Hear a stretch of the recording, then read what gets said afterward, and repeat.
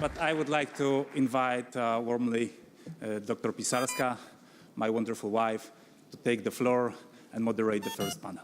Thank you very much.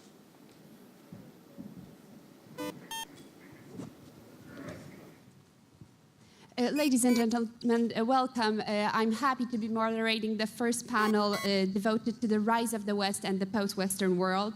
And first and foremost, I would like to welcome our distinguished speakers.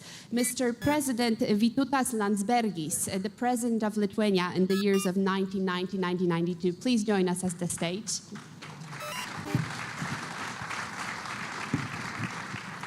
Our dear friend, who always causes a heart attack because he comes last moment, Mikheil Saakashvili. Misha, please join us, the governor of Odessa, former president of Georgia.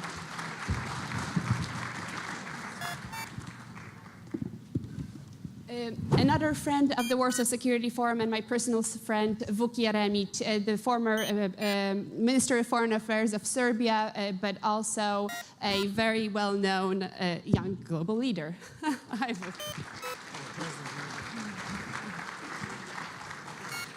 And last but not least, Galeotti, Professor Mark Galeotti, coming from the New York University. Welcome. Thank you, Mark, please. Gentlemen, as we have 45 minutes, we'll try to make this as interactive as possible, and I'll try to run as a typical discussion or discussion seminar type of a panel. And we have decided here at the Warsaw Security Forum to actually start the first session with a more broad reflection on where we are. When you try to form a strategy, a defense security strategy, you have to first ask yourself, where are we? What are the issues? What are the problems? And we thought, I think, that the major issue that we here in Poland, in Europe, in the United States, in the West generally face today is the question, are we willing to fight for what we have acquired? Do we have enough of motivation? Do we have enough of resilience? Do we still believe in those values that form the Western world?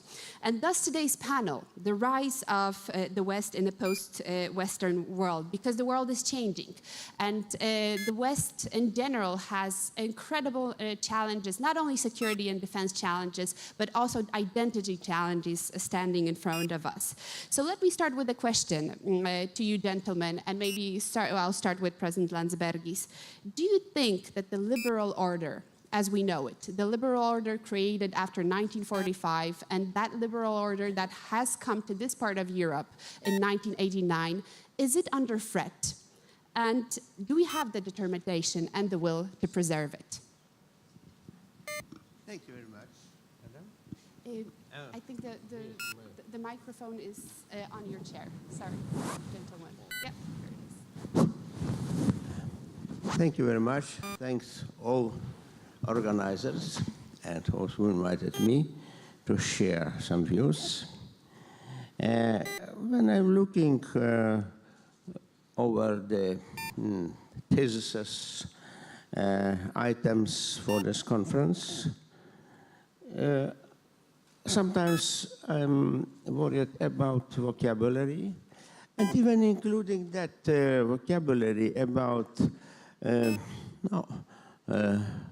liberal order or illiberal forces trying to destroy, to oppose and to destroy this order. I would prefer to speak about democracy.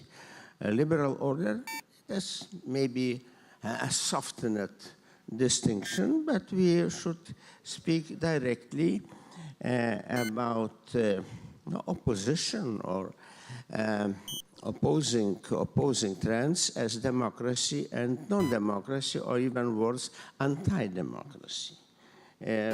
Last times it is very evident, and that is my preference, to speak how we should defend or work on democracy, not to be ousted, not to be destroyed, and for the world which is not given for experiments of non-democracies and dictatorships and tyrannies.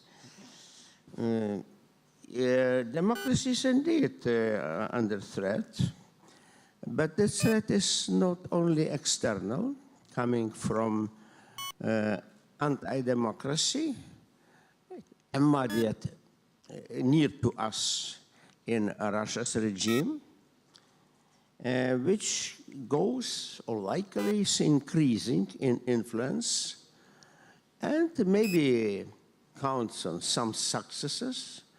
I don't think that they are real successes, but they may become a dangerous delirium for producers of such policies.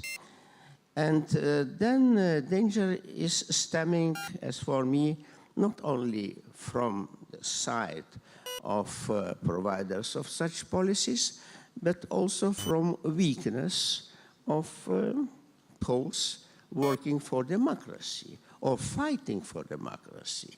If need, we have to fight. But there is also a trend that to fight is not very polite, not good for correct policies. And then I always remember, I wish to remind the very good expression of Vladimir Bukovsky that political correctness is worse of Leninism. Because Leninism at least is open. That is my simple response about that, and also about security on what we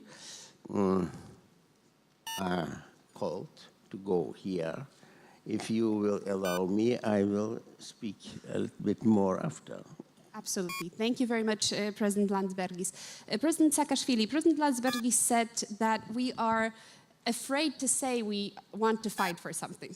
That because of political correctness, very often we're afraid to impose our values, to speak about our values. I think here in Poland in the 1989 and in Central Europe, it was easy for us to reform.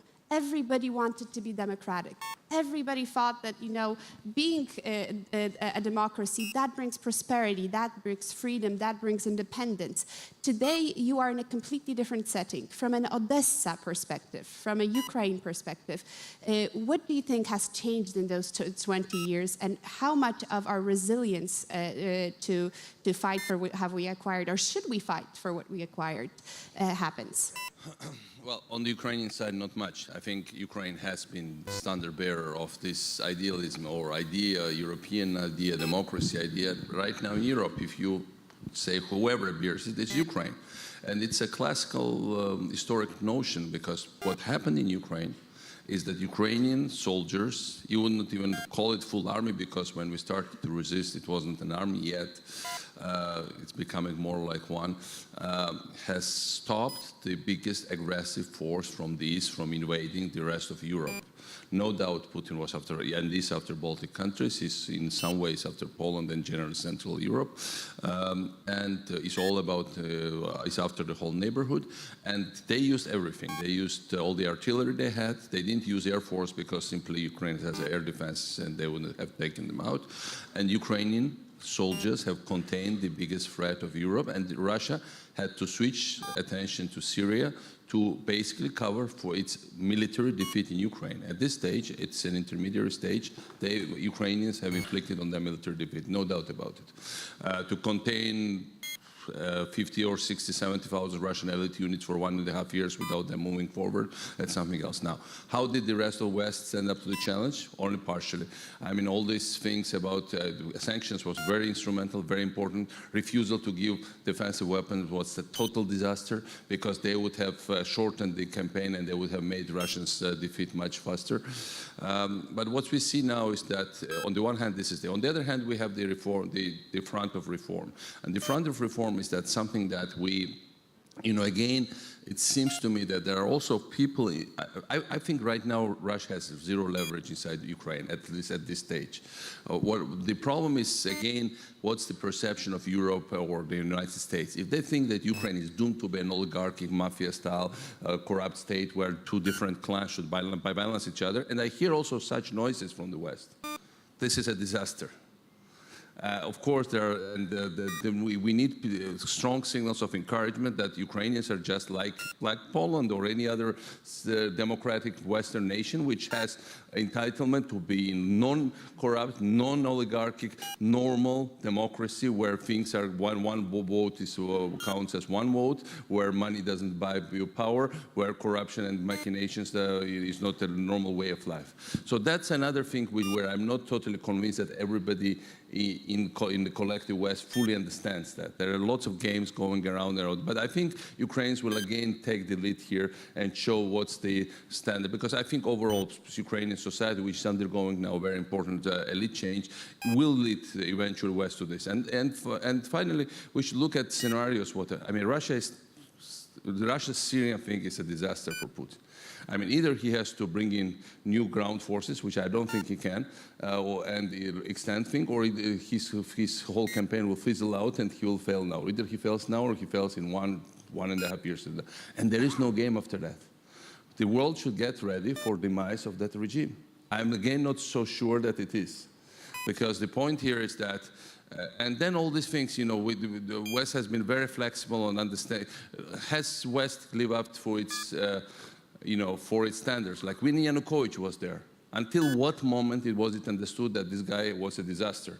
Yanukovych, until he was saying all the right, he's paying lip service to, Western notions. We're going to the European Union, we're doing this and that, and everybody was willing not to notice anything else.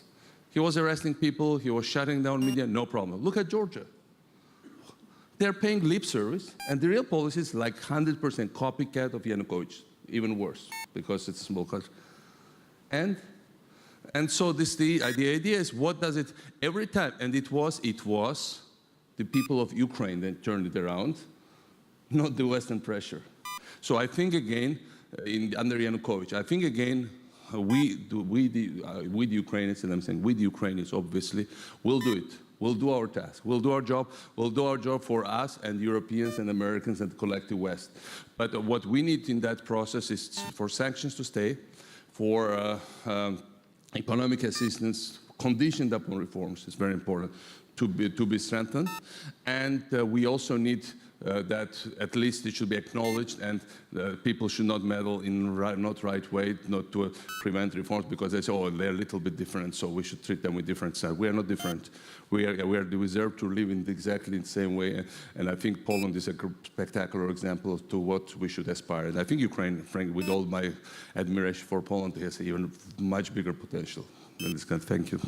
Thank you. We hope so too. And I think, for many of us in Poland and also in the West, seeing those young Ukrainians fighting in the Maidan back in 2013 under an EU flag was a wake-up call. I think it was the first time in history we have seen actually a whole nation fighting for an aspiration to join the European Union, and that was something, the spirit that I think still hopefully prevails in Ukraine. Vuk, Minister Jeremic, you were on the streets fighting in Belgrade when you were a bit younger, not that younger, much younger, but a bit younger, and to actually topple a regime of President Milosevic, and you succeeded at that time. Looking today back so many years, and looking in the Balkans in general, how do you assess the progress of democracies in the Balkans, and how do you assess the state, the condition of the West in assisting you in assuring that those principles, those values are being implemented in the Balkans? Well, first of all, thank you, Kasia, for inviting me. It's an exceptional privilege to be back in Warsaw, to see so many old friends, and I was about to correct you, but then when you said this was the first time in history in 2013, it wasn't. Actually, our revolution was in the year 2000. It preceded the Rose Revolution and the Orange Revolution, and it was ultimately a successful one. It's been 15 years ago, and I don't think that we have ended exactly where we wanted. And it's still a process, it's a way to go, but the Europe of today is slightly different and burdened with different challenges than the one that we had back in the year 2000. But I don't think that the strategic direction, the trajectory of the Balkans is in question. What's going to be the speed? It's another matter. But taking this issue, I'd say more broadly and more globally, although it's that difficult to argue that the liberal order is on accelerated ascent, I don't think it's in mortal danger either. And if you look at some of the, let's say, strategic parameters, issues like investment in R&D, innovation, education, the fact that 4 out of 5 educational institutions, including universities, are actually in the West. That coupled with the fact that NATO remains the most powerful military force on earth and that it's not going to change anytime soon, and that the dollar remains the reserve currency. I don't think that the liberal order is going to be in a dramatic retreat. But having said that, I don't think that we can afford complacency and, in a way, allowing ourselves to be behind the curve. The world is changing, and those, I'd say, parts of the world that one cannot easily enlist within the liberal order column are becoming relatively more prominent and powerful than in the past. So I think that we should really make sure that international organizations, institutions of global governance, where liberal democracies are still the leading force, under our leadership change, they get overhauled if need be, so that they do not become obsolete and caught in the past. One example where I think it's probably most obvious that the change has not come as quickly as it should have is our Bretton Woods institutions. And as a result of this slow pace of change, we see the emergence or a proliferation of institutions that could compete potentially 5, 10, 20 years down the road. I think we should be very careful, and I think we shouldn't allow the institutions of global governance not to be reformed as to reflect the new realities. A very good point. Let me go on to Professor Galeotti. Professor Galeotti, you being an Englishman in New York, as the song goes, could you tell us a bit more about the general mood? How is the biggest democracy in the world doing today? We have seen a very long period of self-doubt, followed, I think, after the Iraq crisis, then, of course, the financial crisis, and so on. Is the situation today in the United States better in terms of, well, the belief that American democracy is resilient and it can lead the way for others?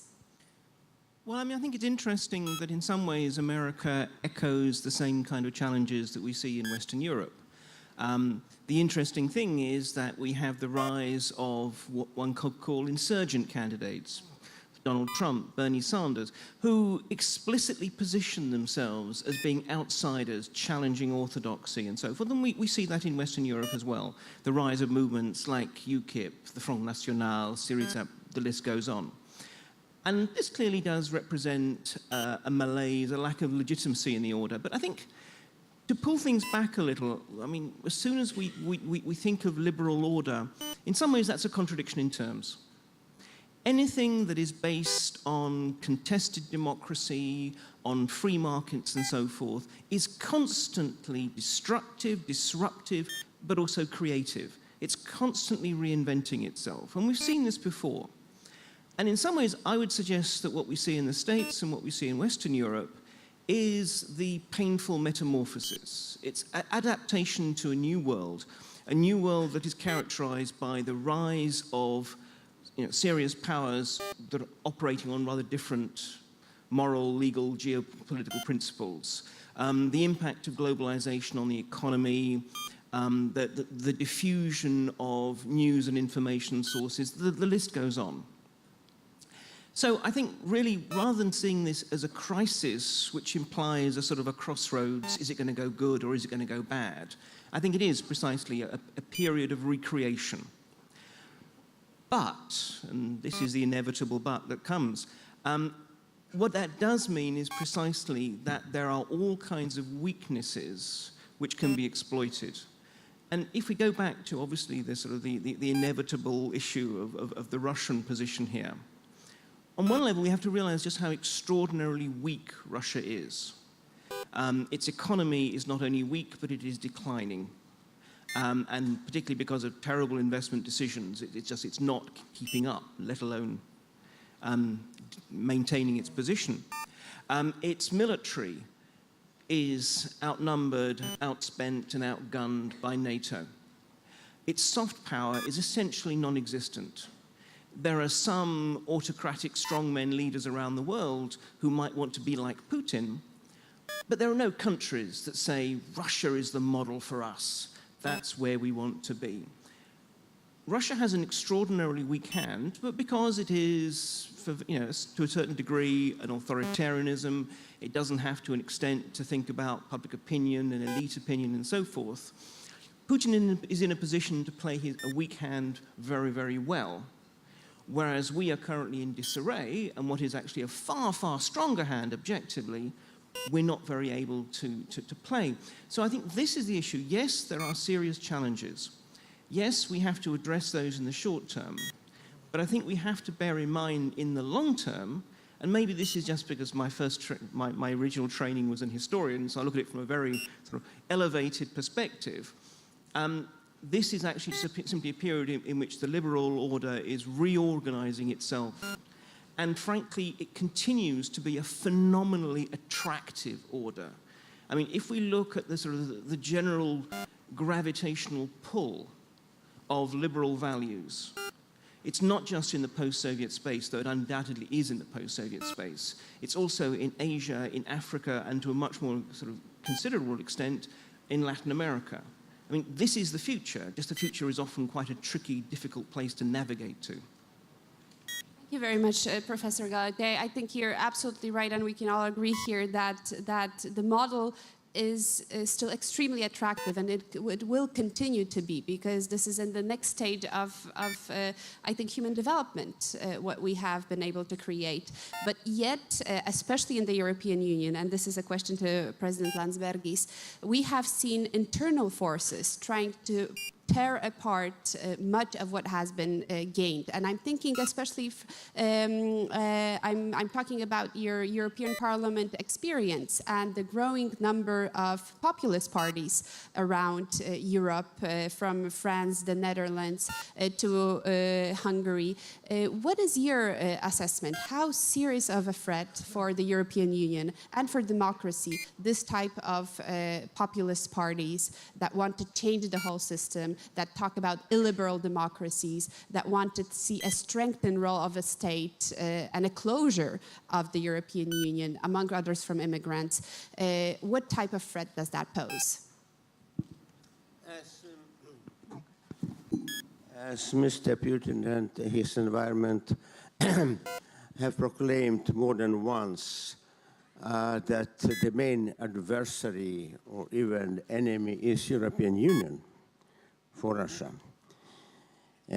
for their plans about expanding and so on.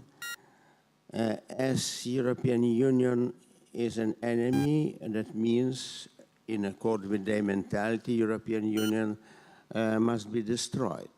Weaken it, split it, disoriented and destroyed. And according with this type of mentality, or this line of policies,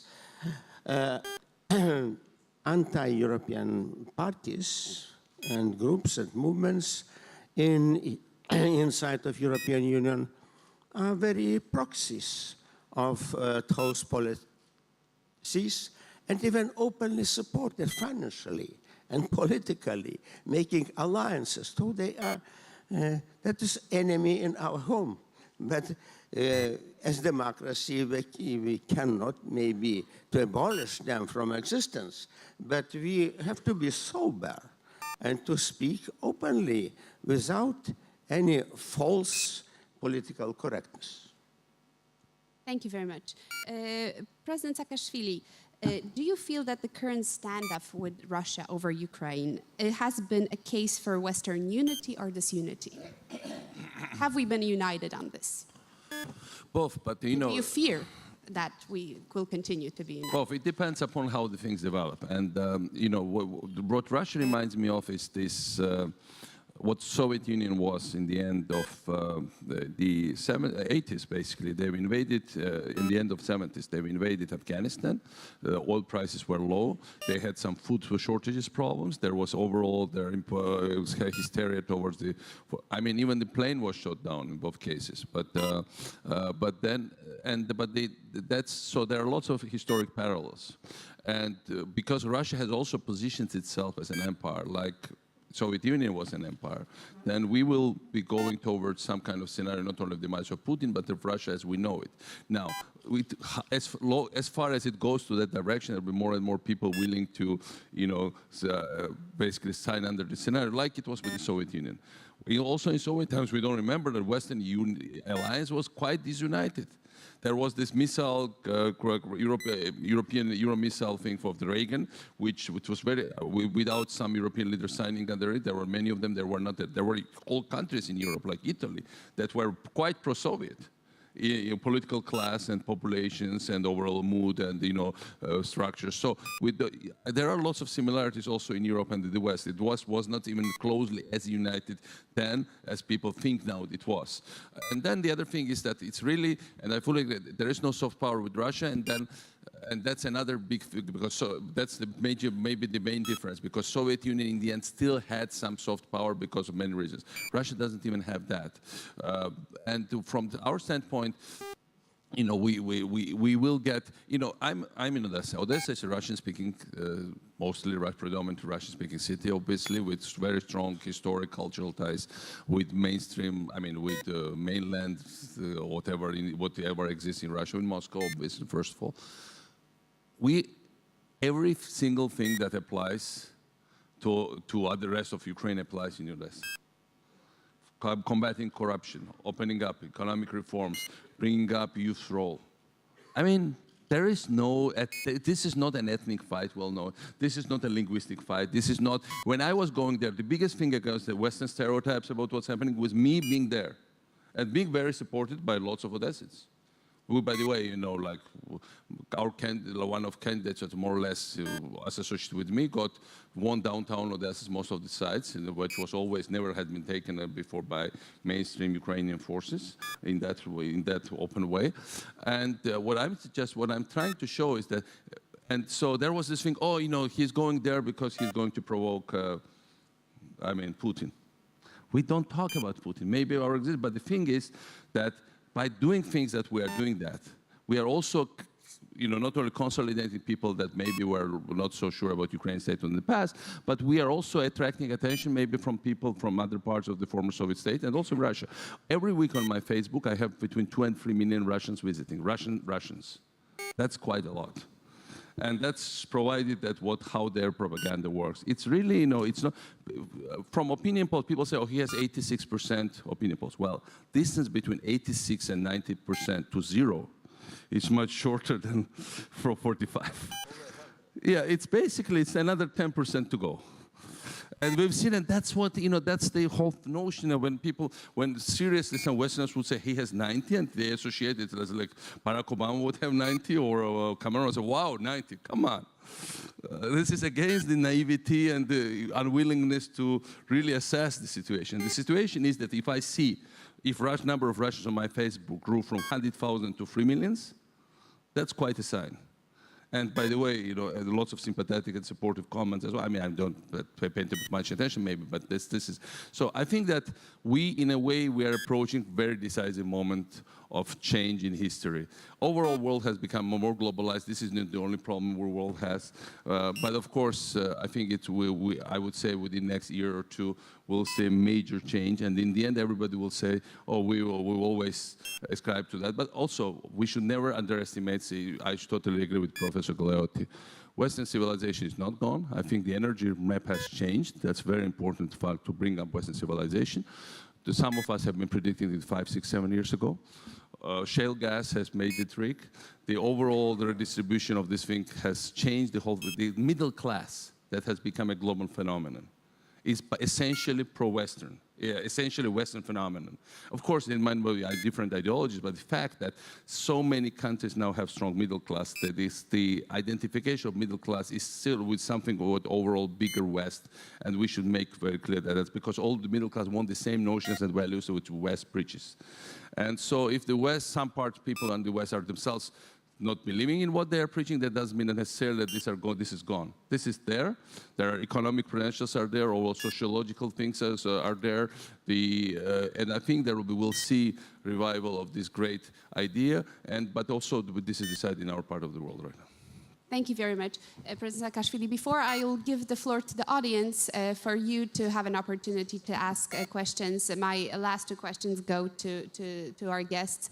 Vuk, you have been the president of the General Assembly of the United Nations in the 63rd, I think, session.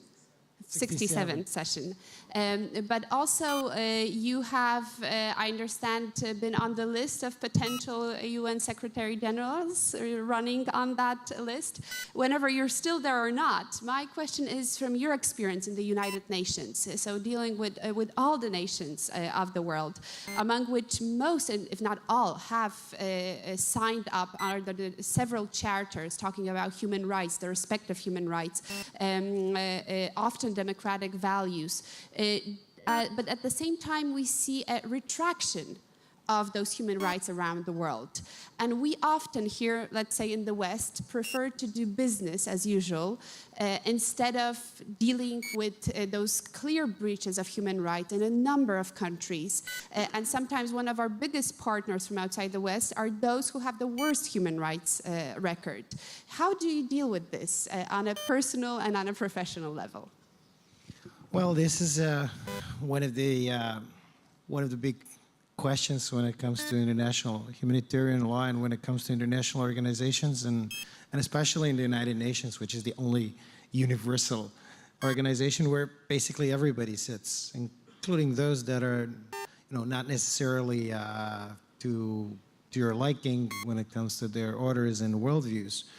But I think that there is some kind of a saturation, if you will, of optimism, especially in the United States, when it comes to our joint capacity as the Western liberal world to act decisively in protection of those values and human rights, and that obviously after the interventions in Iraq and Afghanistan, which is one of the reasons why we see now this tragedy in Syria that doesn't seem like it's going to go away anytime soon, and that is starting to cause dramatic problems for us in Europe.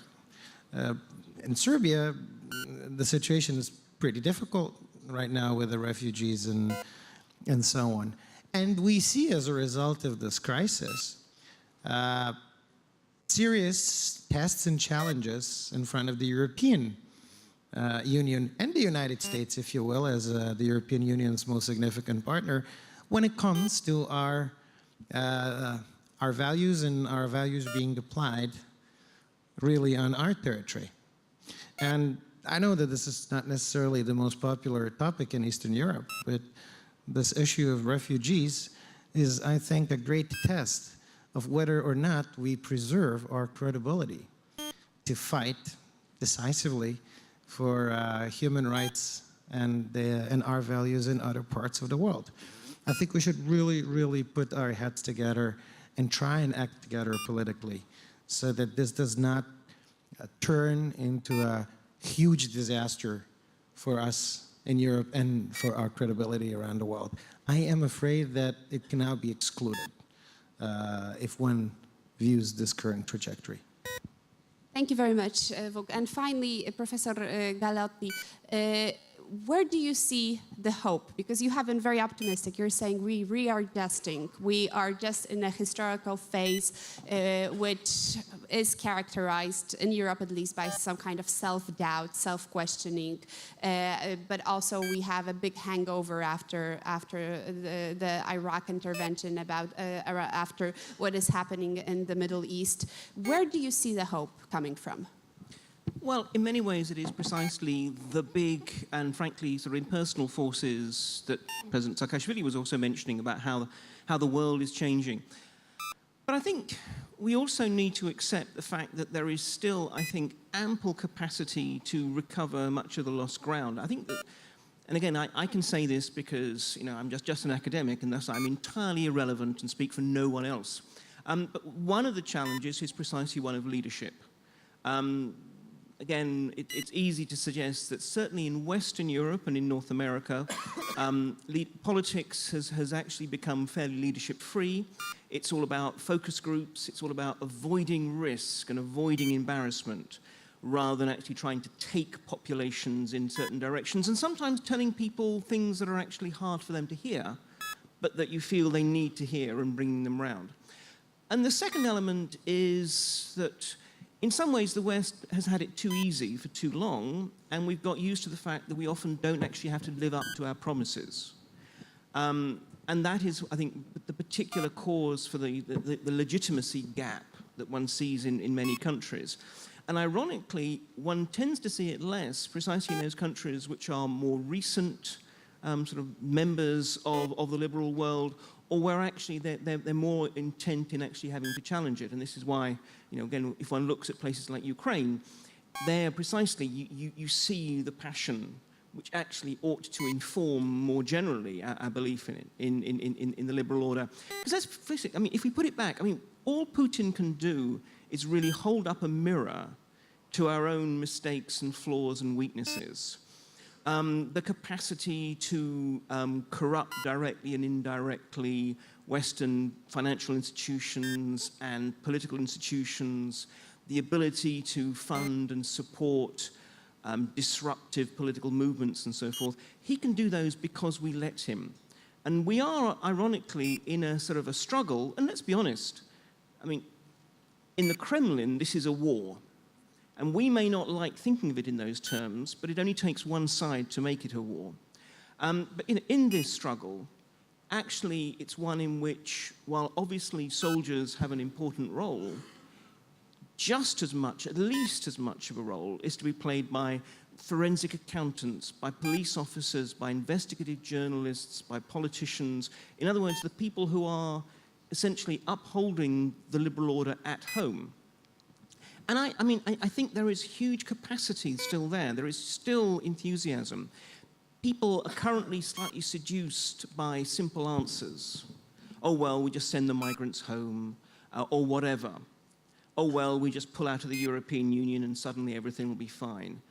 But in practice, the reasons they're doing so are just simply because they do not feel that the current order is actually living up to its promises.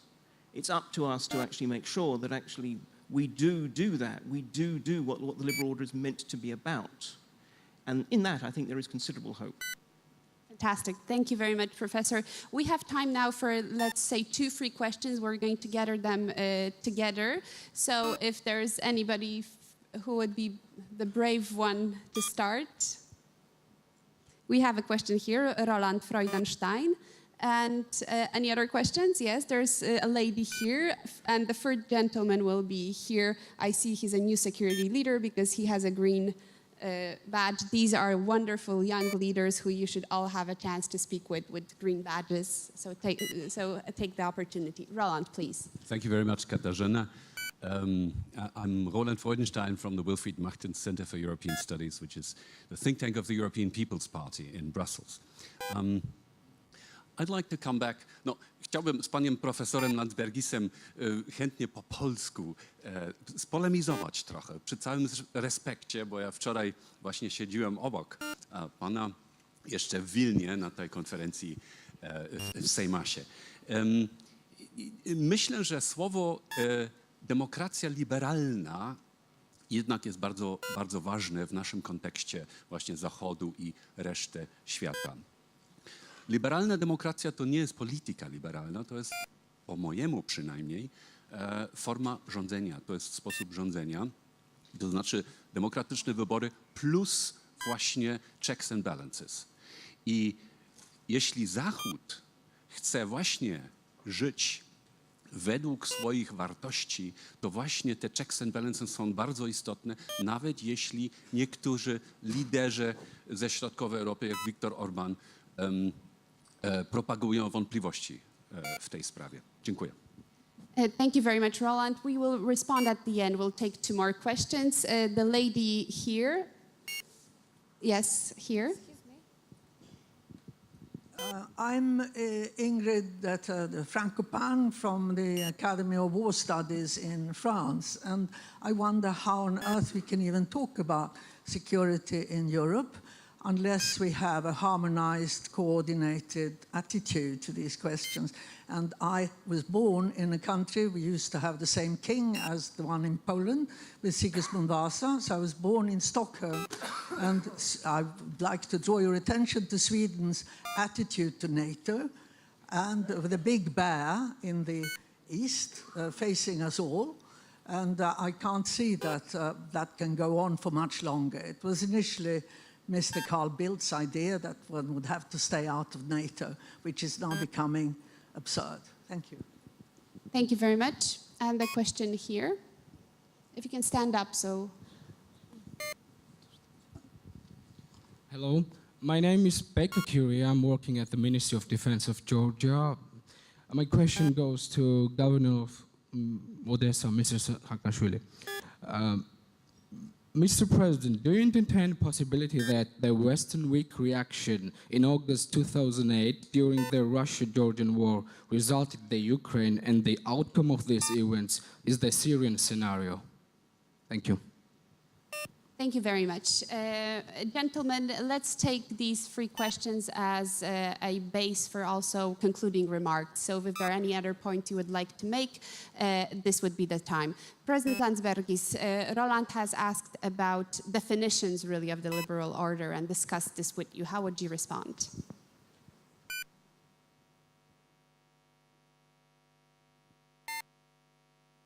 President Landsbergis, yes. We start with you, with the microphone. Thank you. What about liberal democracy and value of it in current confrontations and dangers o demokracji liberalnej? Nie powinna być spostrzeżana jako słabość albo głupota tych właśnie słabych na Zachodzie i tchórzy być to be against aggression, would be it open military aggression or hybrid mental aggression, trying to destroy enemy first, mentally and spiritually. To take the land at this, the last point. Taking them spiritually, you will have the land for granted. So let demokracja liberalna będzie rozumna i sumienna wobec siebie, nie zajęta tyle sloganami, formułkami, jak pięknie mówimy. Jak to pięknie mówimy. A co z tego?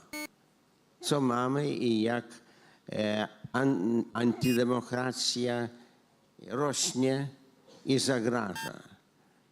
Nawet cywilizacji zachodniej, po chrześcijańskiej można tak powiedzieć. Jeszcze są reszty tego, ale to jest pod zagrożeniem. A więc jest duża odpowiedzialność, bardzo duża odpowiedzialność, mieć rozum. Dziękujemy bardzo, panie prezydencie. Prezydent Saakashvili. Well, going back to the question from colleague from Georgia. In 2008, when lots of people didn't understand what really happened, first of all, before 2008, lots of smart people like Richard Holbrooke and scores of others, people remind me that I was keeping shouting everywhere that Russia would invade Georgia. It happened. Then when Russia invaded Georgia, I said that next one will be Crimea. Crimea happened. When Crimea happened, I told Ukrainian public and many of our Ukrainian friends that next will be Donbass. Not much people believed it happened. So what's next? No, if God forbid, I think Russia can no longer defeat Ukraine militarily. Ukraine is in position to defeat its own self if things go wrong, and I think we'll prevent that from happening. But if ever Ukraine is defeated, which God forbid that happens, then for sure next will be Baltic countries and the rest of Russia's neighborhood, no doubt about it, no matter who says what. Now, when we talked about, but the reason why he has been doing all those things is that Putin, look, he also, we said he has no soft power, but he has some kind of his vision of soft power. And what's his vision of soft power? These are oligarchs, corruption overall, organized crime, and this kind of weird ideology of anti-Westernism is all about Dutch gay couples coming in and taking your children for adoption. And so that's that, and we shouldn't underestimate this, because this is still there. And I think there will be lots of mud and dirt coming out when this Putin system breaks up, because these are the things, this is the main difference with the 80s and 70s or communist times, that there was not such a, there were penetration of mole spies, you had like ideological thing, Burgess or whatever, Philby and this kind of thing, but this wasn't even close to what we have now. And what we have now is basically Russia is playing on the decadent spirits of the West, not idealistic anymore, but on worse spirits of the Westerners, which is money, which is coming into companies. And I think what really amazing thing that I think Chancellor Merkel really did was that she went again mainstream German business interests when she basically imposed sanctions on Europe, on Russia, and on the idea of sanctions on the rest of the European Union. This was very important because she went against something that against which instinctively Russia was convinced that nobody would ever go against. And that was a big change. And I think that was the turning point where we have it. So what I'm saying that we still have, in Ukraine, when we say who can defeat Ukraine, it can no longer be defeated by Russian Spetsnaz or artillery or even aviation. No. But we have plenty of oligarchs. We still have organized crime or elements of organized crime. We have this kind of things, which propaganda, Russian propaganda is more or less, we still have it in some regions of Ukraine, like in the south, maybe, where they have satellite plates and watch, but that's not the decisive one. The decisive one will be the Russian type of structures of people capitalizing on state operations to do their own things in terms of money, and they are the ones. So next stage of when the West should take, first of all, West should free itself from this influence inside the West. This is very important. And second, go after these people, because these people are very vulnerable.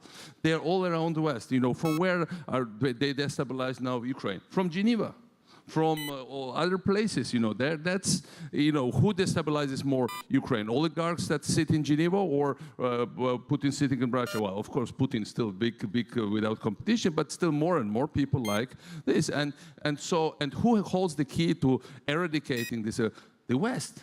The United States. I mean, I think the signal that was sent, or say, on Firtash by the Department of Justice was extremely important. Well, Austria didn't really follow up, but these kind of signals do the main thing in, this makes work for us, the reformers in Ukraine try to change Ukraine very easy.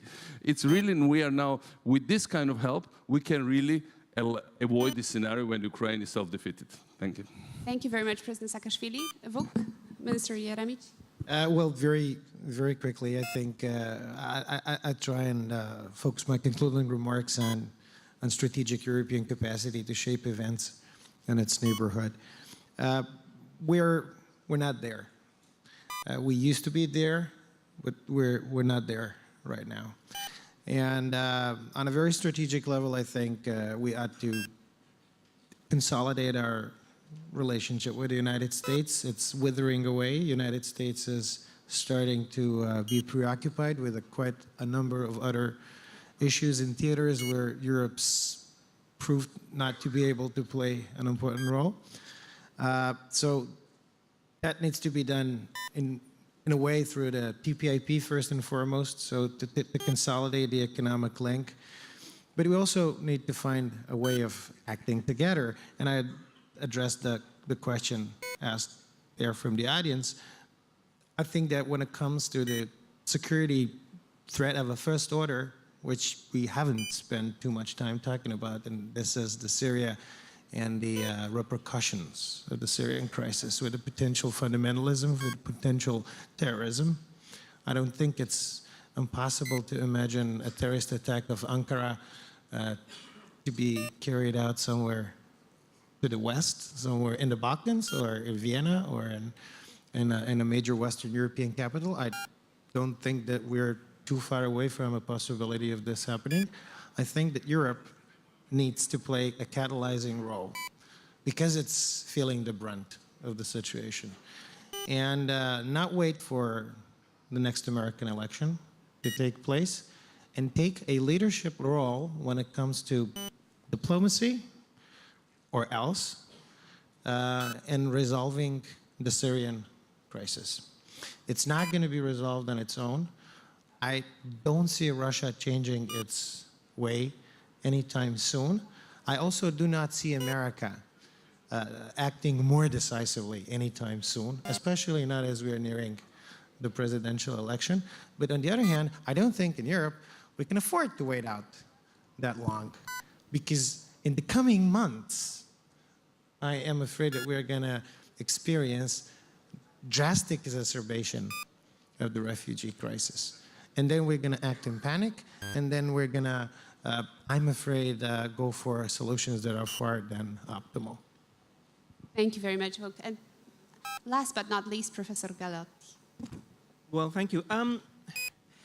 We really need to, again, remind ourselves that insofar as the pressure comes from without and from Russia, Russia has at the moment embraced a concept of war, contestation, call it what you will, that is precisely one that tries to play to, if not its strengths, but certainly our weaknesses. It's kind of a guerrilla geopolitics that sometimes, yes, is played out with Spetsnaz, special forces, and Cossacks, but is as much as anything else played out with RT television news and dirty Russian money going into financial institutions in the West and creating incentives for bankers to support it and so forth.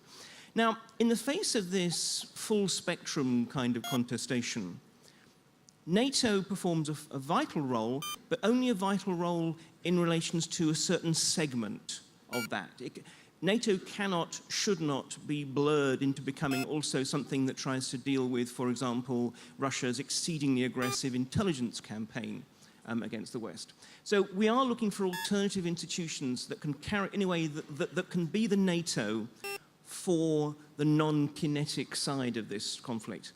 And so this is where, for example, talking about the European Union and greater coordination comes up. The trouble is, I mean, yes, it would be nice, is my answer.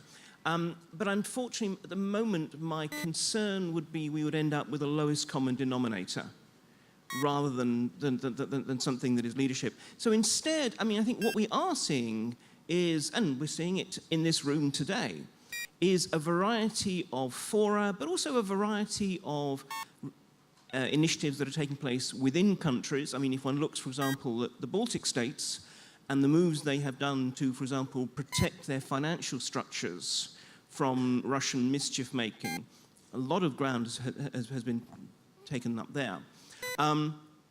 Or regional cooperations, ad hoc cooperations. I mean, there is a whole variety, a webwork of connections that are taking place. And yes, this is second best. Ideally, we would have a European Union which is actually able to lead on this. But we don't. and therefore everyone is scrambling to make up for that. So in a way, let me end with, once again, a little scrap of hope, or at least the sort of next best thing to it. Thank you very much. And we conclude with this. I think this is really just the beginning of our discussion. Throughout the next 2 days, we will have panel discussions on how to reform Ukraine, about the conflict in Syria and the Russian role in it. We will talk about immigration, refugee crisis, fundamentalism in Europe. We will talk about illiberal democracies and how Russia is involved in politics within the European Union. So let's treat this as a good start for these discussions, and we will continue for in-depth discussions. But for now, please give a big round of applause to our speakers.